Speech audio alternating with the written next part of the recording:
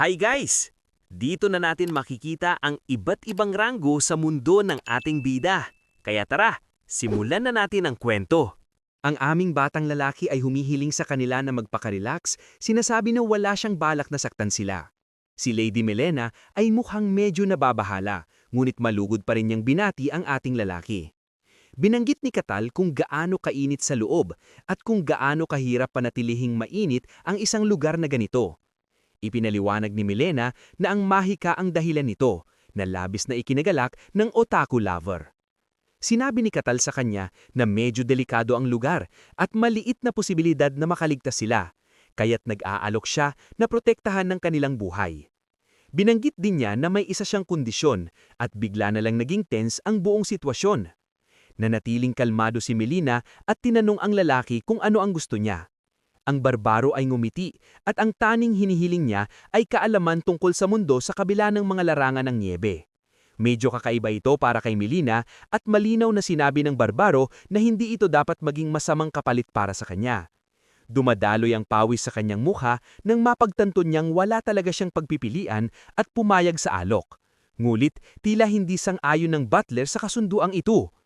Tinanong ni Katal ang ginang tungkol sa kanyang pangalan at mahinahon na ipinakilala ng ginang ang kanyang sarili bilang isang maharlika mula sa bahay ng Akasya. Bumabalik si Katal sa kabutihan at nagpapahayag ng kanyang pasasalamat para sa kanilang munting paglalakbay na magkasama. Sa Earth, palagi niyang pinangarap na mamuhay sa isang mundo ng pantasya.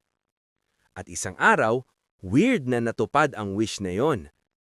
Hindi niya alam kung paano siya nagising bilang isa sa mga hangal na barbarong kulay abo na na-stranded sa isang snowfield. Wala siyang pagkakataong malaman kung paano ito nangyari, dahil ang mabuhay sa isang nagyayelong disyerto habang lumalaban sa walang tigil na alon ng malalakas na halimaw ay isang bamungot na sa sarili nito. Para makaligtas, pinagsama-sama niya ang mga hangal na barbaro, bumuo ng isang angkan at siya ang naging leader. Lumipas ang panahon ng walang babala at lahat ng kanyang mga plano sa pagtakas ay naging walang silbi. Ngunit nagbago ang lahat isang araw nang biglang lumitaw ang isang system panel na nagsasabing maaari na siyang makaalis sa nagyayelong impyerno na ito kung matatapos niya ang ilang mga misyon. Mula pa sa simula, parang may isang hindi nakikitang puwersa na pumipigil sa kanya na manatili dito at halos nawala na siya ng pag-asa. Sa paglipas ng mga taon, maraming mga dayuhan ang dumating paminsan-minsan at mula sa kanila, nalaman niya na ang mundo sa labas ng mga sinumpang larangan ng niebe ay talagang puno ng pantasya at mahika, tulad ng lagi niyang naiisip. Pag nalaman niya yon, nagsimula siyang magpursigi ng higit pa at patuloy na naglilinis ng mga misyon, umaasang makaalis na sa mga sinumpang larangan na ito.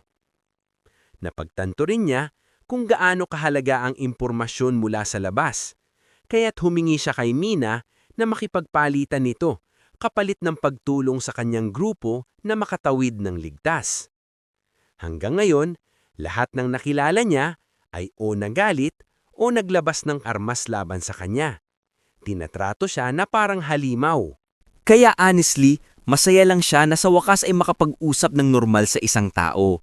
Ang mga barbarong kasama niya ay talagang walang utak at ang makipag-usap sa isang tamang tao kahit isang beses ay talagang nagpapakalma sa kanyang isipan. Bigla, tinanong ni Katal ang babae kung nagdadala sila ng mga armas. Nang tanungin ni Melena kung ano ang nagbigay sa kanya ng ideya na iyon, sinabi niya na narinig niya ang matinis na tunog ng metal mula sa karwahe, na isang malinaw na palatandaan. Tinanong niya siya kung may digmaan bang nagaganap sa kabila ng mga nagyayelong lupain ni ito, at ang ekspresyon ni Melena ay lumalim habang kinukumpirma niyang ang imperyo at ang kaharian ay kasalukuyang naglalaban. Idinagdag niya na ang imperyo ay napakalaki at sinusubukang sakupin ng kaharian, mulit sa mayon ay nagagawa pa ring ipagtanggol ng kaharian ang sarili nito. Iniuugnay niya ito sa tagapagsalita ng espada at ang bayani na nagbabantay sa mga hangganan. Mukhang mausisa si Katal at tinanong kung anong uri ng kapangyarihan meron ang mga taong ito at nagulat si Milena at tinanong kung seryoso bang wala siyang kaalam-alam tungkol sa mga misteryo. Nang sabihin ng ating barbaro na hindi pa siya lumalabas sa mga snowfield na ito, ipinaluwanag ng babae na limitado rin ang kanyang kaalaman. Pero alam niya na ang misteryo ay isang tunay na kapangyarihan sa mundong ito. Iilan lamang ang talagang makakagamit nito at depende sa kung gaano sila kalayo makakarating, binibigyan sila ng 1 sa 5 ranggo ng lakas. Ang pinakamababang ranggo ay kinakabilangan ng mga taong kayang makaramdam lamang ng misteryo. At pagkatapos ay ang mga taong kayang gamitin ito. At sa wakas, ang mga nakakakayang ganap na ipakita ito sa mga bagay tulad ng mana o aura. Ang mga nakakagawa niyan ay itinituring na unang klase at madalas may mga titulong tulad ng mga tagapagpatawag ng espiritu, mga salamangkero o mga kabalyero. Sabi niya, ang mga ranggo sa itaas ng mga iyon ay hindi kayang maunawaan ng mga karaniwang tao. Kaya tinatawag silang mga transcendent, mga taong kayang balugtutin ang misteryo gamit lamang ang kanilang kalooban. Ang Swordmaster ay pinaniniwalaang isang tao sa ganong antas. At saka naroon ng bayani, sinasabing may kapangyarihang makaimpluwensya kahit sa mundo mismo. Idinagdag ni Molina na kahit ang isang pangatlong uri ng tao na halos hindi makaramdam ng misteryo ay tinuturing pa ring makapangyarihan. Doon na sumingit ang Ashen Barbarian at humiling na makilala ang mga ganitong tao. Wala ni katiting na idea si Katal kung gaano na siya katagal na nakakulong sa lugar na ito. Ngunit ngayon, mas desperado na siya kaysa dati na makaligtas.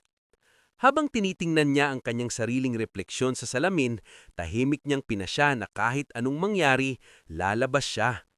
Doon na nagtanong si Milena kung talagang barbaro siya. Kinumpirma ni Katal ito.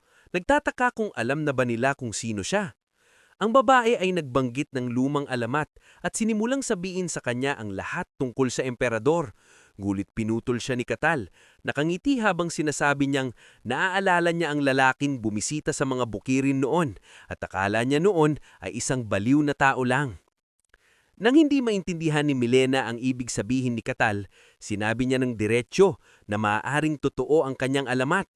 Pagkatapos, binanggit niya ang isang bagay na matagal nang bumabagabag sa kanya. Tinatanong kung bakit nila pinili ang eksaktong rutang ito habang nagdadala ng napakalaking kargamento ng mga armas. Medyo nalungkot ang mukha ni Milena nang tahimik niyang aminin na sila ay nalulumbay sa ilalim ng bundok ng utang. Ipinaliwanag niya na ang kanilang pamilya ay nasa negosyo ng kalakalan sa loob ng maraming henerasyon.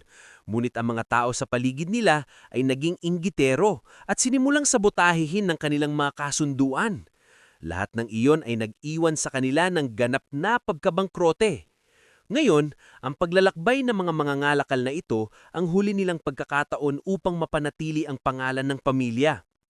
Gamit ang bawat piraso ng kanyang talino, pinagsama-sama ni Katal ang mga piraso at hinulaan na marahil ay sinusubukan niyang ibenta ang mga armas sa kaharian.